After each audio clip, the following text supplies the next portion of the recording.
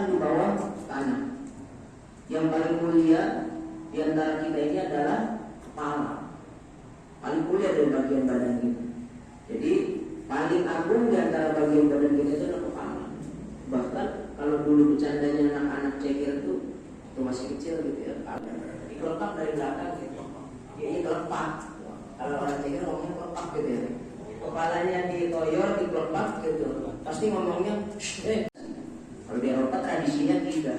Pegang kepala itu biasa gitu. Padahal kalau dalam Islam itu kepala itu adalah tempat paling mulia, ditaruh di bawah. Sedangkan perkara yang paling tidak terhormat, perkara yang paling agak mulia, namanya bokong. Bokong itu pantat. Kalau sudah kayak begini, berarti posisi kita sebagai hamba, Allah itu sebagai pencipta. Kita sadar tuh.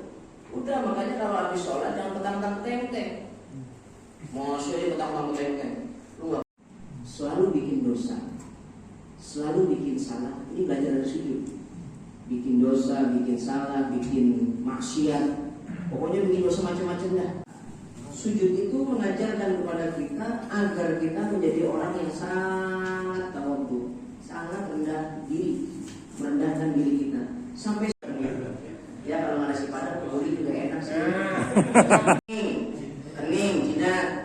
2, telapak tangan kanan. 3, telapak tangan kiri. Ketiga tuh 4, dengkul kanan. 5, dengkul kiri.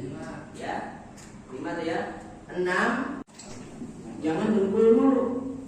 Mau ambil yang turun dengkul dulu. Ada nggak yang dengkul dulu? Ada. Yang bagus itu, yang benar itu, turun itu tangan dulu. Di hamidah yang tidak itu ada yang angkat tangan, ada yang tidak mengangkat tangan. Konon yang mengangkat tangan itu sunnahnya adalah Imam Malik, tapi yang tidak mengangkat tangan itu Imam Syafi'i. Makanya mohon maaf kalau saya mantap Syafi'i, saya nggak angkat tangan. Bawa-bawa orang angkat tangan itu mantap Syafi'i.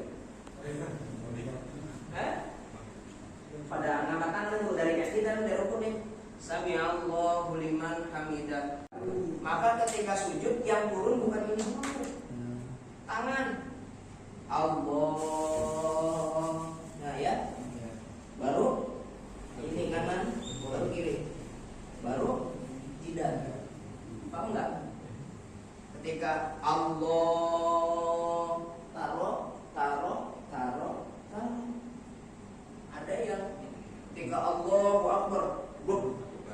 Nah, kanan, kening, tangan kanan, tangan kiri, ini lutut kanan, lutut kiri, sampai jari-jari itu harus betul-betul nampak, harus kena semua di bumi. Kalau salah satunya tidak nampak di bumi, tapi kita dalam posisi nggak ada penyakit atau tidak ada alasan, manakala sholat Rasulullah SAW jidatnya ditempel, ya, ditempelin bareng bersamaan dengan menempelnya hidung di tempat sujud. Ini sabda Rasulullah dari Abu Hurairah. Nah ya, jadi manakala Rasulullah SAW sholat, maka jidatnya ditempelin berbarengan dengan hidungnya yang ditempelin ke tempat sesuai dengan tuntunan Rasulullah. Karena Rasulullah bilang, "Shallu kama ra'aitumuni usolli." Salatlah kamu seperti yang kamu lihat pada diri saya ketika saya sholat. Maka banyak dari para sahabat tidak menyalahi. Nah, inilah kita ambil pendapatnya yang jumhur misalnya ya. Pendapatnya jumhur misalnya apa? Bahwasanya cara meletakkan anggota itu yang pertama adalah lutut dulu.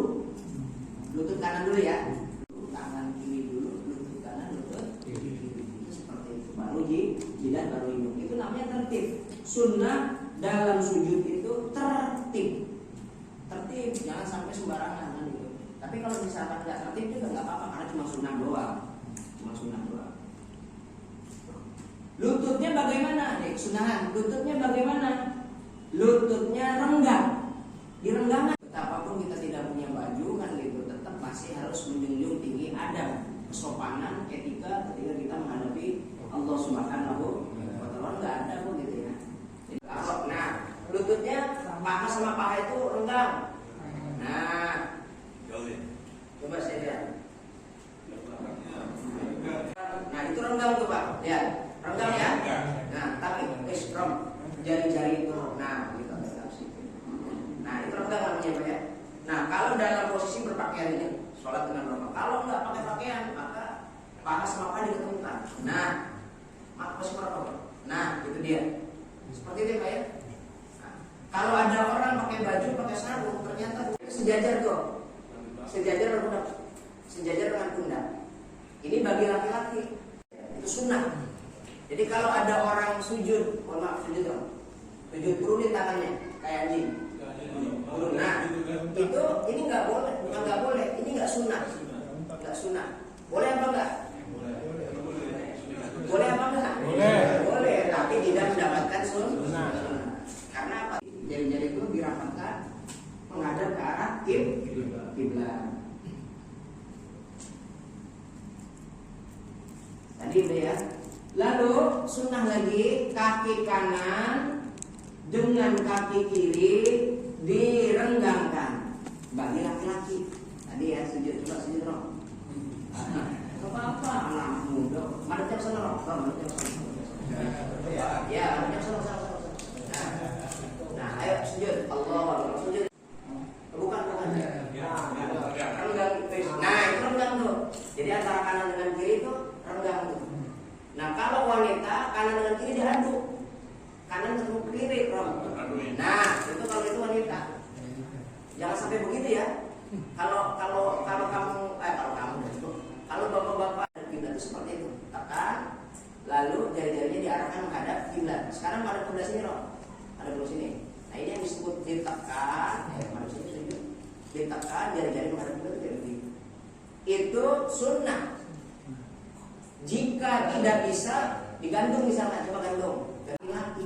Tapi kalau wanita wajib ditutup. Kenapa? Karena itu termasuk daripada aurat. Jadi gitu Pak ya. Kalau ibu-ibu, kalau tali, maka tambang ini mikir gitu. Taswis itu namanya.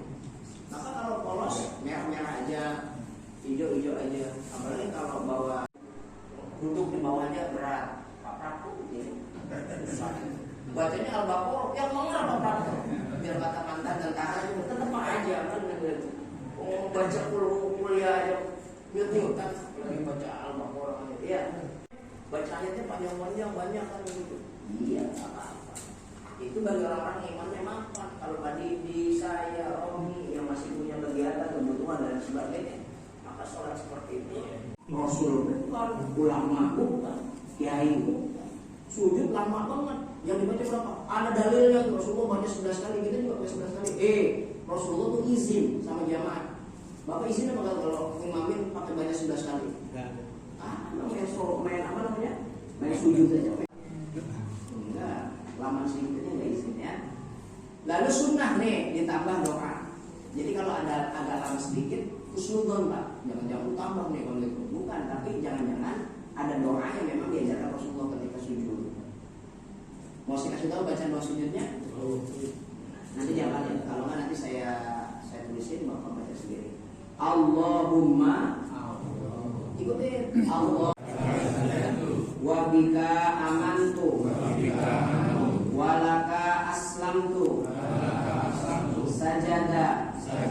Wajhi lilladzi. Khalaqahu.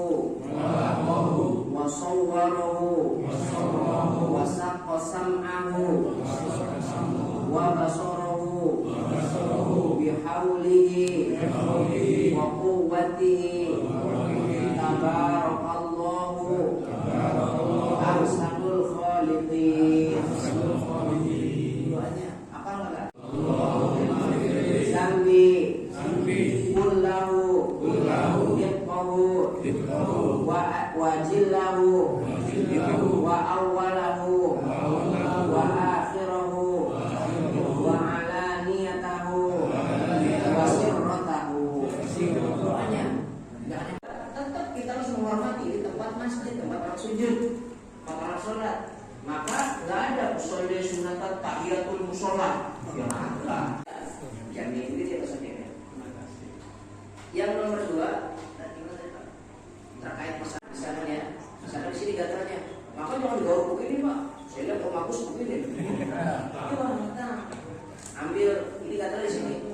ke sini Pak, 1. Nah ini langsung dipegang. Nah, garuknya begini, kalau ini boleh banyak. Tapi ini udah nempel dulu. Ini mau jangan begini. Gerakannya kalau bukan jadi sedikit aja. Nah ini menunjukkan bahwasanya ketika kita sholat itu gerakan itu nggak boleh lebih dari khusyuk. Wah ini mantap ini. Khusyuk itu bonus dari Allah Subhanahu wa ta'ala. Jadi jangan ngejar khusyuk, ngejarnya gerakan. Nah, kalau mau dihafalin yang ini, yang 2, ada 8 sebenarnya makanya. Cuma saya tulis cuma 2 karena yang lain semuanya panjang-panjang. Nanti coba saya ingatkan, nanti saya posting pada. Mau ngapain? Lu jangan ngada-ngada. Maksudnya biar apa? Yang kiri katanya biar masuk duluan, yang kanan biar masuk duluan.